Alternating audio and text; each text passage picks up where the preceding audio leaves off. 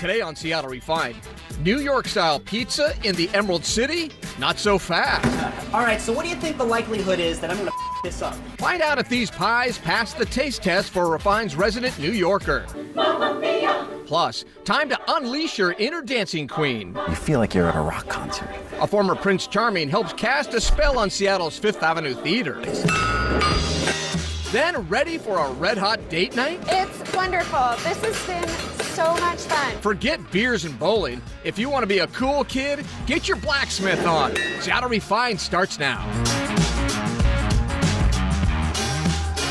Hi, everybody. Welcome to Seattle Refined. I'm Gard Swanson. We're at Chihuly Garden and Glass today.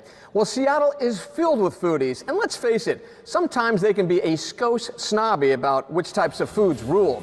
But we West Coasters don't hold a candle to New Yorkers when it comes to how they feel about their pizza.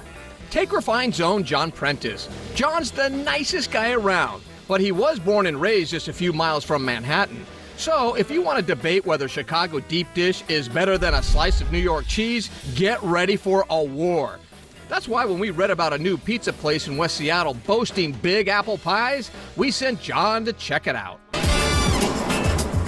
Supreme. It's a new West Seattle bar with booze, pinball, and pizza. But not just any pizza, allegedly New York pizza. We'll see about that.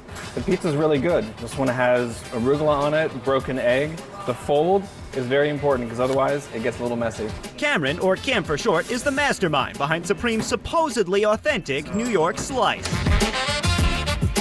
I think we serve some of the best pizza in Seattle. You know, we're a bar, we're not a restaurant, but our pizza, it's well seasoned.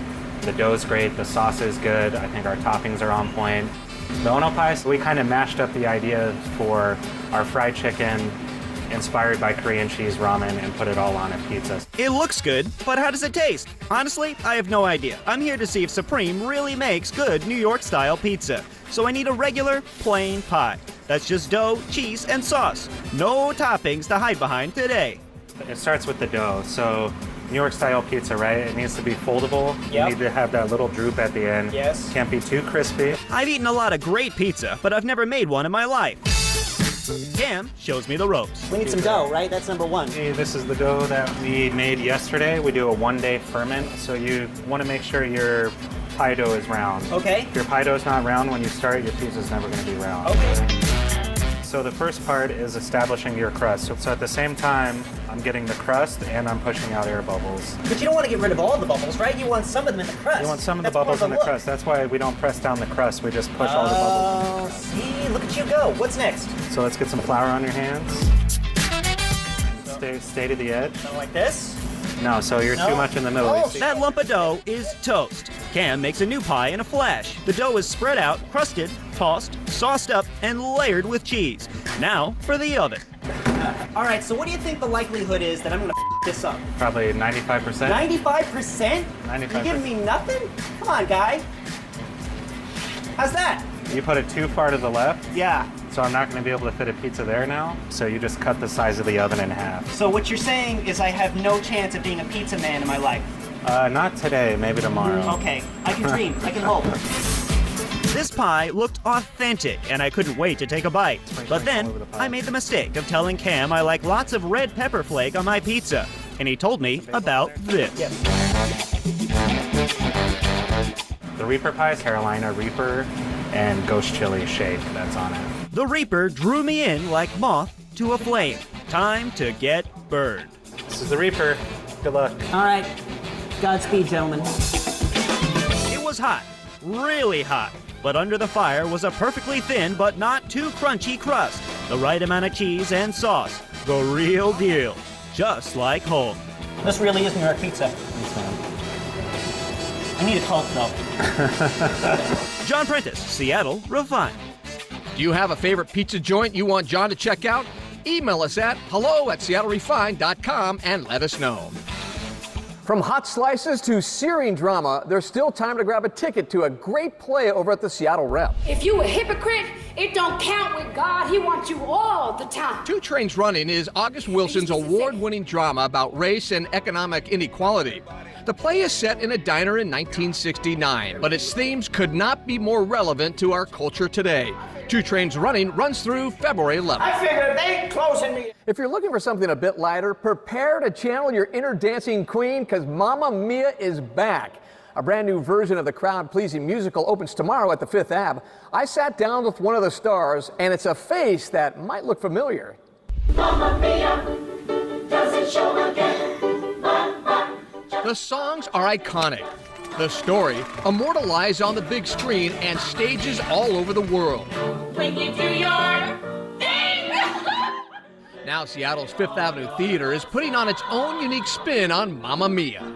And I was on stage and said, are we doing a Broadway show? Because they're putting so much money into this, or it looks like they're putting a lot of money into it, that it feels like a brand new Broadway show. The Fifth is the first theater company in the Pacific Northwest granted the rights to create its own refreshed version of the show. What does that mean? It means new sets, new choreography, and a whole lot of fun. There's a real, I call it the Radio City Music Hall effect. With what the Fifth is doing here, not just with the sound, but with the lights and the sets and the costumes. You're really getting your money's worth. This version of Mamma Mia may not look like any you've seen before, but the music and story remain the same. Set against the backdrop of a Greek island, Sophie is preparing to marry her fiancé. She wants her father to walk her down the aisle, but there's one problem. She doesn't know who her father is. So she invites 3 of her mom's former lovers to the festivities in hopes of finding out. Paolo Montalban stars as Sam, one of the dads. If he looks familiar, well, he should. Montalban played Prince Charming in the TV musical Cinderella alongside Brandy and Whitney Houston. It aired back in 1997, but the impact of the show is still being felt today. I'm having young adults coming up to me and saying, because they'd seen that production of Cinderella, because they'd seen an Asian American prince in it, because they'd seen an African American actress play Cinderella, the whole idea of a multicultural production, it inspired them to pursue theatrical arts. It's really touching to me to have that kind of effect on people. You are expecting us. Sam was played by Pierce Brosnan in the movie version of Mamma Mia. The decision to cast Montalban is a big deal to both the Asian and theatrical community. This is a huge opportunity, and this is a huge move on the Fifth Avenue. They're really, it's a groundbreaking decision to do this kind of casting, and that's why I really believe that what the Fifth is doing with Mamma Mia is a totally different production. It's new, it's different, and it's a big old party. The kind of show that will leave the audience feeling good long after they leave the theater. I want them feeling like they got a two for the price of one ticket to a rock concert and a really great night of theater. So I want them to get all the feels, but I also want them to be singing songs out loud in the car and rocking it out on their way home. Mamma Mia plays through February 25th at the Fifth Avenue Theater. To learn more, check out the website. If the words Slytherin and Hufflepuff are part of your wizarding vocabulary, this next story is for you. Feast your eyes on the University of Washington's 2018 Yule Ball. The Harry Potter-themed bash took place at the Hub Ballroom over the weekend. Students got decked out in their finest dress robes, grabbed their wands, and chugged some butterbeer. You can check it all out on our full gallery on our website. Seattle Refined is just getting started. Everything old is new again. The youngest age we've had come in here was 8 years old, and the other day I had a lady come in and she was 74. Find out why Blacksmith class is all the rage. Then, that's a great looking butt right there. That is a nice looking butt. We ogle the making of one of the best sandwiches I have ever tasted. But first, save the date. The So Northwest Women's Show is coming to the Tacoma Dome February 24th and 25th, and it's going to be amazing. To celebrate the 30th anniversary of the show, Como is proud to help showcase the best of Northwest living through fashion, food, and entertainment. Special guests this year include General Hospital's Michelle Stafford, and from Dancing with the Stars, Karina Smirnoff and Tony Dovolani. For more information or to buy your tickets now, log on to nwwomenshow.com. Seattle Refined will be right back. Welcome back to Refined. I'm Gard Swanson. You know, it wasn't that long ago that the blacksmith was the most important job a guy in the village could have. Consider it, what would a Game of Thrones be without a blacksmith to make all the swords for the fights? What would the Old West have been without someone to make shoes for the horses? Well, these days, finding a blacksmith is not that easy. But as Refined's John Prentice discovered, it's not too late for you to learn this long-lost craft. So I'm going to grab my hammer, remember, in the middle, stand over the anvil, and we're going to hit the tip, back, and forth. Max is a blacksmith at Lawless Forge, a blacksmith studio and school in Sodo. And you'll know when to stop working because the metal will get this dull orange. Strike while the iron is hot. One of the first lessons students here learn about this ancient craft. Lawless Forge is a blacksmith studio that focuses on team events, either colleagues or friends and family. And we've been told more than a few people have gone on dates here too. That's hot. It's wonderful. This has been so much fun. Our students are groups of people. They come into Lawless Forge and they make knickknacks to take home. Anything from chopsticks to wasabi bowls to bottle openers to horseshoe knives. If you can come up with it, you can make it here. Max says a good blacksmith has finesse, skill, and patience, all attributes that can be strengthened here at Lawless Forge. I'm making a chopstick, one of a pair of two. It's going good. It's you realize even if you screw something up, you just put it back in the heat and you can fix it. By day, Heidi is a yoga and Pilates instructor. Tonight, she is learning to shape metal with a hammer. Is this something you ever thought you'd be doing? No, absolutely not. But I'm always down to try something new, and I think it's cool that this, has been around for so long. The youngest age we've had come in here was 8 years old, and the other day I had a lady come in and she was 74. You need absolutely no prior experience to do this. Students hammer away, and it may just seem like a lot of noise. But if you focus, a shape begins to emerge. So after all that hammering, you end up with something like this, right? Absolutely. Every single student walks away with their own pair of chopsticks. Everybody gets to take home their own knickknack. Now, how long does it take you to make this? Probably about 10 minutes. And how long does it take these guys? About 2 hours. Life goals. Life goals. I'm here to help.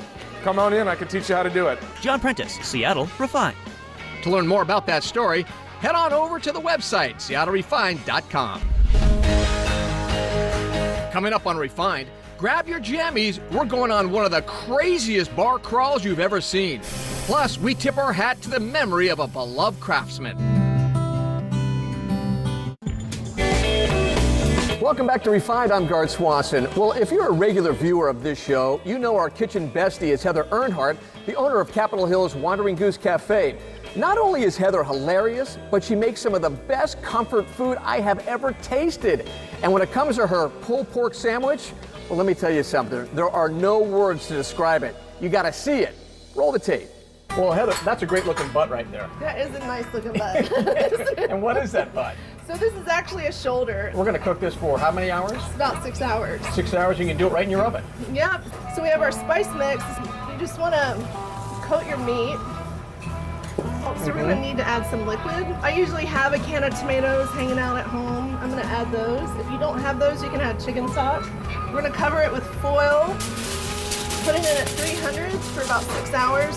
Okay, about 6 hours later. Oh man, that really cooked down, didn't it? You can see it's like pulling off. Perfect. Look at that. Yep, look at that. Look at that. the pink. See? Oh my God, isn't that beautiful? And we're gonna do this vinegar sauce. It's real simple. It's just a 1/4 cup of brown sugar, a little bit of apple juice, yep, 1/2 cup of apple cider vinegar, and then some good old-fashioned ketchup. Big pinch of pepper, 2 big pinches of salt, and that's good to go. You're gonna have to put on some gloves first. So now we're gonna pull the meat off the bone from the pork. So you can see it cooked down to like not much. Mix it in. Oh yeah. Yeah, so we've made the pork, we've made the sauce, and now we gotta make the slaw. And now we're gonna do the slaw that goes on top. So you get 1 cabbage, about a pound. You wanna cut it into chunks. So we'll just pulse that a little. Just like that, we're gonna dump that in our bowl. This is, she took whole peeled tomatoes and she just crunched them up with her hand. That's it. So that's white vinegar. About a quarter cup. Oh, okay, man. the sugar, and then there's some hot sauce right there. Hot sauce coming up. Hot sauce coming up. You ready to make a sandwich? So you do your pork on first, and the right amount of sauce, the right amount of slaw. Can I go You cheers ready? on the pork? Cheers. Oh, yeah.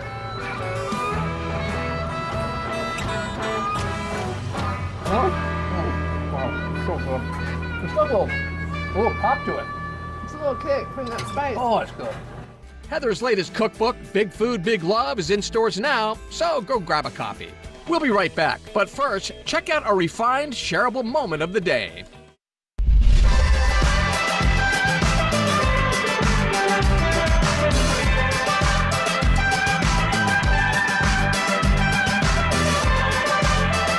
Entomophagy is the fancy word for eating insects, and it's been a hobby of mine for some time. I started off blogging about bugs, but figured out that that wasn't getting a ton of new people into the concept. So then I had the idea of hosting some bug dinners out here. The bugs here, they're dried, they're put into dishes. It feels really normal in a weird way. It's just creating a social situation where people want to try new experiences.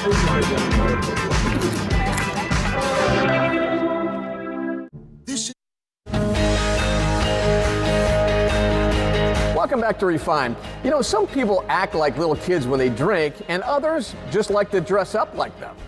Case in point, the onesie bar crawl. If you missed it, the onesie bar crawl is exactly what it sounds like. Groups of partiers dress up in onesies, drink, and have fun. If you want to see what that looks like, check out the gallery on our website. It's the end of an era for a legendary West Coast business. JW Hats has sold headwear for more than 4 decades now. And as Dan Rascone discovered, while the business still thrives, things will never be quite the same. The art of old-fashioned hat making. Happening 6 days a week here at JW Hats in Salt Lake City. The longest running hat shop in the Intermountain West. We sell to cowboys, we sell to movie stars, and we sell everywhere in between. But sadly, someone is missing from inside this workshop. He's missed every day. A man who spent 42 years crafting his product. That man, James C. Whittington. I build hats. Or JW himself, who passed away just 2 months ago at the age of 81. One of a kind. Sean Whittington is his wife. I lost my soulmate. I lost my best friend. And Utah lost a heck of a character. Well, I'm no artist. Artists paint pictures. I first met JW more than 3.5 years ago when he told me the history behind his store. It all started in 1853 when Brigham Young helped Charles Tatton start a hat business. Tatton later sold it to the Smythe brothers, and they kept it going for 4 generations before it went into bankruptcy in 1974. In 1977, JW bought the shop. If it hadn't been for about a 3-year period when it was locked up in bankruptcy, it would be the oldest operating business in the state of Utah. With hundreds of different shapes, sizes of hats, it's hard to believe that JW actually had no hat making skills when he bought this shop in 1977. When Jim decided he was going to do something, he did it. And he became one of the best hat makers in the country. Some of the most famous hatters in the world today were taught by Jim. But there's another story here, one that started on March 2nd, 2016. He just was a charmer. That was the day Sean first met JW. Right here. I walked in to order a hat, and 2 hours later we were still talking. 2 months later, the two were married. Sometimes on the way to someplace else you meet your soulmate. And that's really what it was. I was on my way someplace else. I just needed to stop and get a hat. Sean and JW would only spend 18 months together. But for Sean, it was like a lifetime. It was magic, and we were best friends. On November 9th, JW, who suffered from dementia, passed away from a concussion. He was in the shop just 10 days earlier. He said he'd die in the shop, and he practically did. He loved this shop. A shop that plans to carry on the legacy of the one and only JW. We're doing what he wanted us to do and continuing this tradition. All right, that's going to do it for today's show. I'm Gard Swanson. Thanks for joining us. We'll see you next time right here on Seattle Refined. It's the